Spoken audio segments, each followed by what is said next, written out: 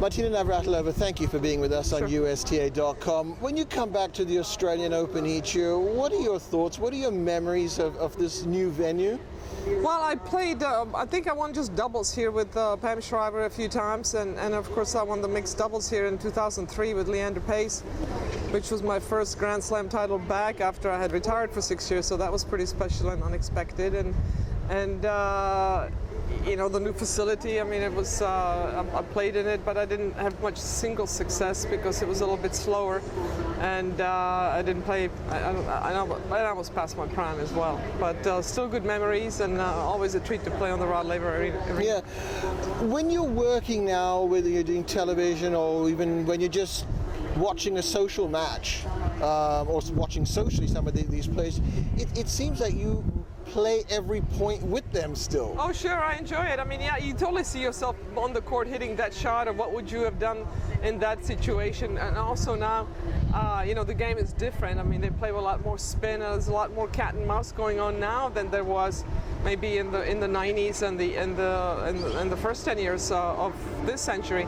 So the game is going almost back to what it used to be like, where you have to work the point. You can't just hit it hard because everybody's so fast, and there's a lot of spins and dinks going on, and then when you watch, you're like, what would I have done? You know, so it's fun to put yourself in those shoes. You're thinking, like, oh my God, how could you play that volley like that? Oh no, you totally understand it, but you know, you understand missing shots, but you sometimes could make better choices, and of course we all make knuckleheaded choices once in a while, but it's fun to watch the shot selection and see where the players go with the ball. It was remiss of me, actually. I thought the first thing I wanted to ask you is, how is your health?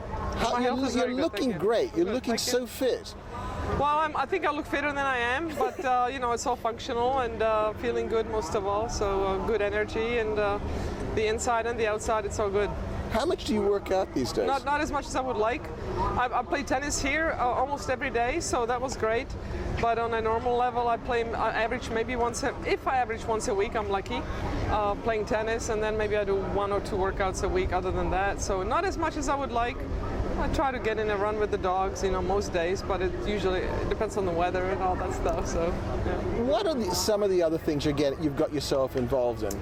Well, I work for ARP, which is an organization in America, of course, as we know. I'm a health and fitness ambassador for them, so I do seminars, health seminars, how to age better, or how to get the most out of our lives as we age. I do speaking engagements, and of course I work for Tennis Channel, all the Grand Slams.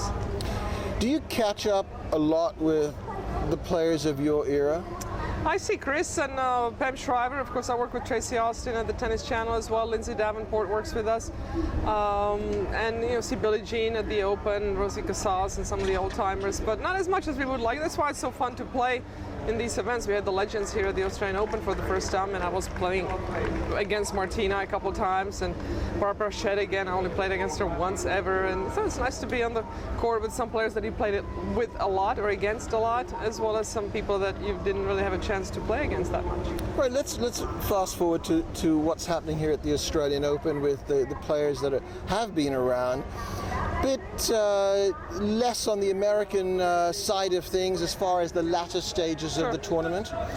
Your thoughts? Well, we're in between generations, really, both on the men's side and the women's side. With Randy Roddick has seen his best days, and Marty Fish is really playing the best tennis of his life, but he had a bad Australian Open, and he's 30 years old, so you wonder how much longer can he keep it up. And the new generation hasn't quite caught up. The Ryan Sweeting, Ryan Harrison.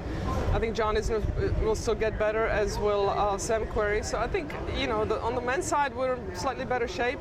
On the women's side, again, the Williams sisters are on the tail end of their career and haven't played that much the last few years.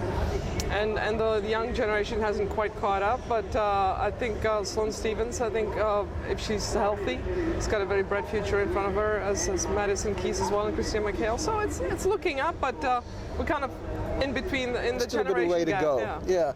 There's still another young girl in the juniors, Taylor Townsend.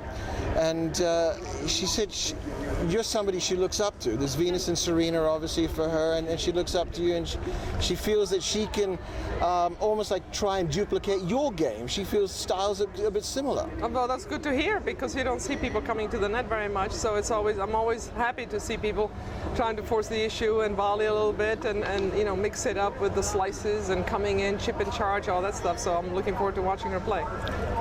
Let's look at the women's final. Yep. What are your thoughts there? I picked Azarenka against Kvitova in the finals before the tournament started, and I still, now that Sharapova's there, I think Azarenka is the better athlete and has a slightly bigger game at the moment, perhaps a little more sound with the serve. So I pick Azarenka to beat Maria if she can hold her nerve. Of course, Maria's got that experience and amazing fighting spirit, but I'd give an edge to Azarenka. All right, Martina, thank you very much. Okay.